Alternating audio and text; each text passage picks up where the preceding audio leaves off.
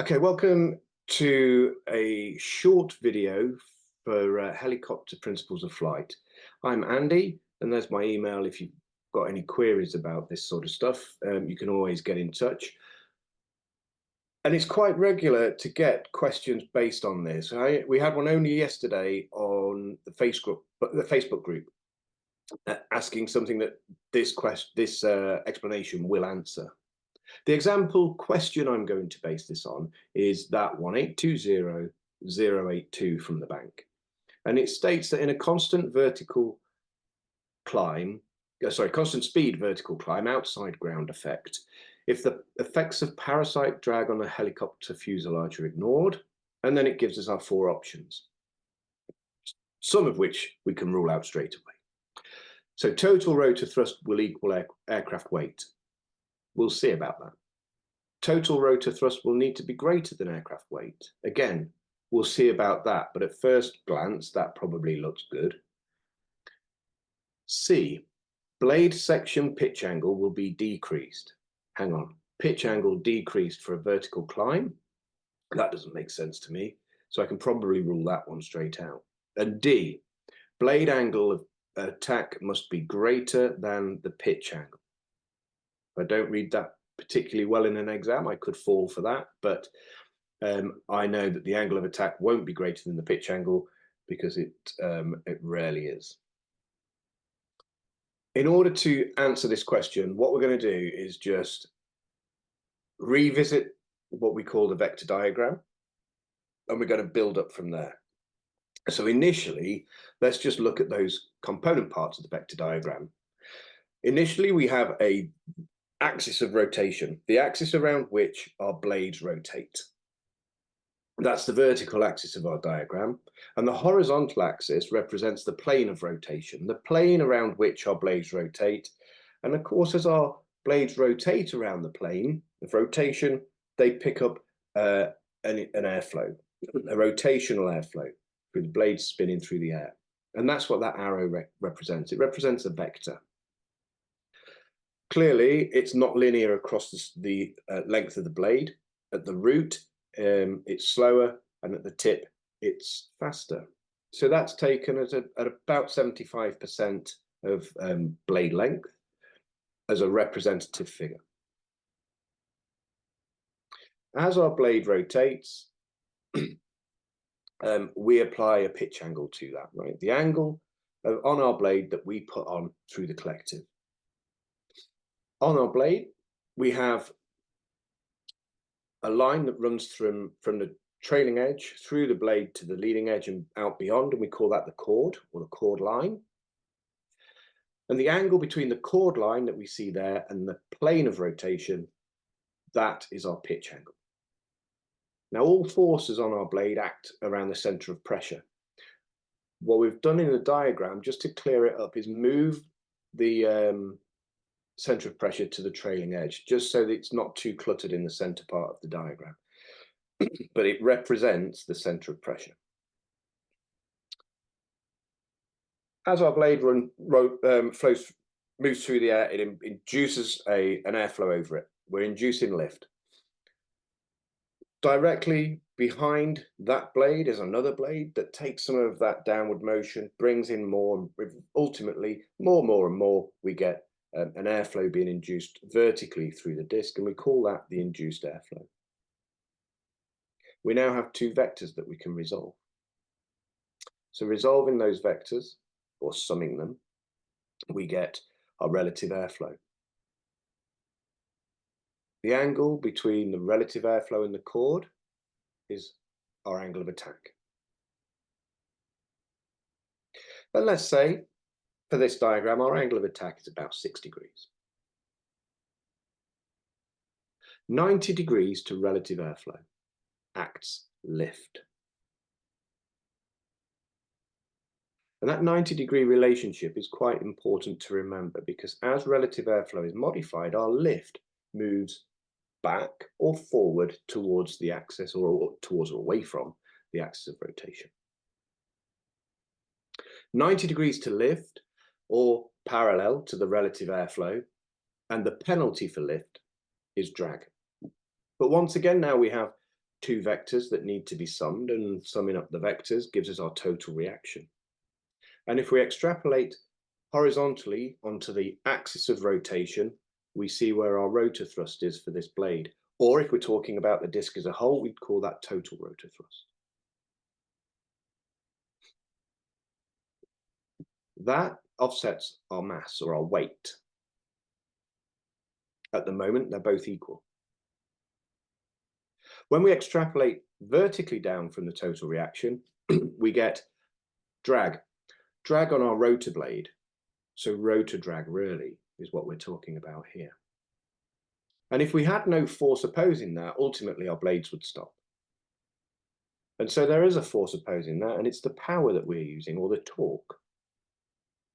But at this point in this diagram, we are in a steady state. Whatever that steady state is, we'll call it an outside ground effect hover, because that's related to our question. But that is our aircraft in a steady state where power equals drag and total rotor thrust equals weight. And our angle of attack sits at about 6 degrees. But we're going to climb.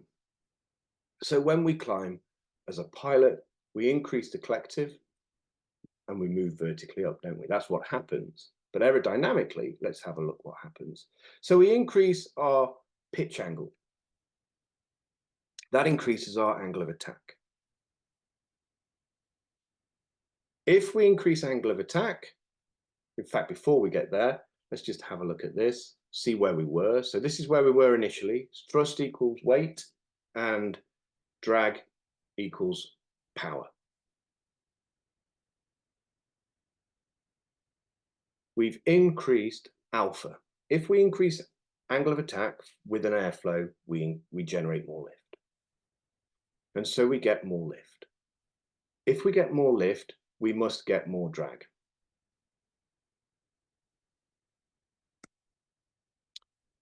Once again, we can resolve these vectors to get our new total reaction, and we can see that the total rotor thrust now is greater than the weight. And that's going to make our aircraft accelerate upwards. Moving vertically down, we see we've increased rotor drag, and if we've increased rotor drag, our blades would slow down. So we must increase power as well in order to keep the blades spinning at our governed range, whatever that is. So let's say 100%. So now our diagram has an imbalance. Total rotor thrust is greater than weight. We are accelerating upwards. But as we accelerate upwards, we generate an issue. No, we don't. As we accelerate upwards, we create an additional airflow. As we move our rotor up into the column of air directly above us, we're moving into more air. So we're adding effectively to our induced flow. So here's where we were with our increased pitch angle, increased alpha, and we're moving now vertically into the new column of air. That adds to our induced flow with what we call a rate of climb flow. The rate of climb flow added to the induced flow modifies the relative airflow. And you can see how it cuts back through the angle of attack. More about that later. But 90 degrees to the relative airflow is lift. And that is angled backwards because the whole thing, relative airflow, has changed, has gone up. So lift has moved back, tilted away from the axis of rotation. 90 degrees to lift is drag, and two vectors need resolving. Our new total reaction puts us right back there, which when we extrapolate back across to the vertical, we see gives us a total rotor thrust that now equals weight. Our angle of attack has reduced back to that 6 degrees pretty much. So in a sustained climb, our angle of attack goes back to what it was before. because of that induced flow, the rate of climb flow, adding to the induced flow. Vertically down, we see that the rotor drag has increased, and as a result, our power requirement has increased. And our aircraft is now back in a steady state. That steady state is the climb. We're no longer accelerating upwards, we are in a sustained upwards movement. But our angle of attack is back where it was. Our rotor thrust equals weight, but our rotor drag has increased and therefore our power has increased.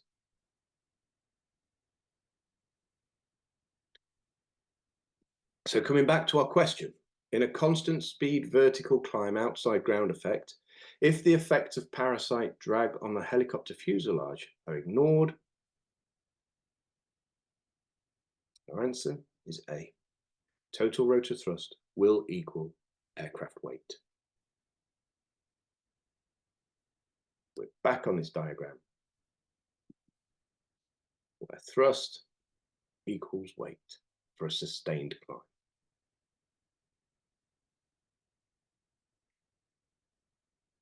You can apply that principle to other questions as well, such as this one, 995067. In a vertical climb outside ground effect, the angle of attack and total rotor thrust reduce because, and in your head you think, what? Angle of attack and total rotor thrust reduce? Well, they do reduce, don't they? As we saw once again in our diagram. Initially, there's an increase, but as we continue to climb and we get the rate of climb flow, that cuts through the angle of attack and returns it back to about where it was. Total rotor thrust, which was up here before, now reduces back to equal weight. So hopefully that's helped to explain those particular questions and giving you a bit of an insight into what's happening aerodynamically on our aircraft when it's in a vertical climb. Thanks very much.